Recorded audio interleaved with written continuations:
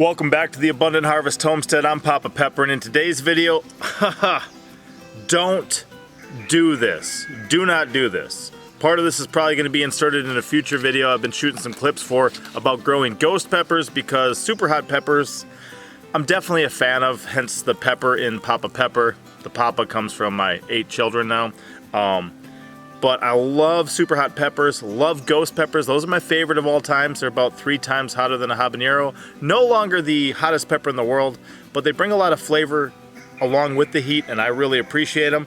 And recently went out to a store, and they were selling these for $1.50 a piece. Now $1.50 for a start like this is not bad. I haven't actually grown them here in the Ozarks since about 2016, even though they're my favorite pepper. I spent some time with Trinidad Scorpions, spent some time with the Carolina Reapers, had some fun with those, but these are my favorite. I'm glad to be getting back to them. And my seed supply is kind of old, plus ghost peppers can be somewhat difficult to germinate at times. So I've got 4 of them planted over there. And my goal was to pick up another 4, but I saw something very interesting, okay? If you look at the labels on these plants, everywhere across the board, it's just ghost, boot jolokia. That's what it says every single time. And at the time I saw them, they didn't have any fruit. One of them has fruit now. It's sitting up here on top. If you're a hothead, if you understand things about peppers, you're probably going to see exactly what the problem is. Now, I did not see the fruit at the time. It did have flowers on it. It was, flowering but not fruiting. But I could tell from just looking at the structure of the plant, something happened.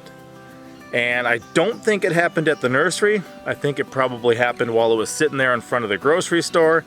And this is why I'm going to say don't do this, because not everyone's going to be able to pick one out of a little police lineup and notice the difference. But this one, I could tell from the get-go, was not a ghost pepper. Clearly marked ghost pepper, but a very different plant. I don't even think it's a hot pepper at all.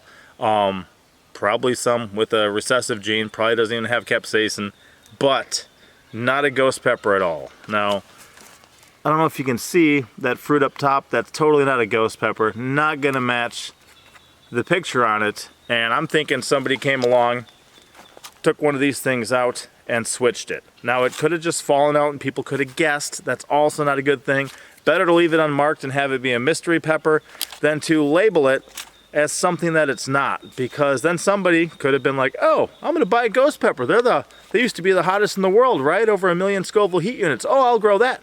And then they'll grow it, and then they'll have something that's not a ghost pepper, and then they'll be eating that and be like, well, this isn't even hot. I must be amazing. Then they enter themselves in some hot pepper eating contest, eat a bunch of peppers that are actually hot peppers, and, spend a lot of time sitting down in the small room or having stomach issues or things like that.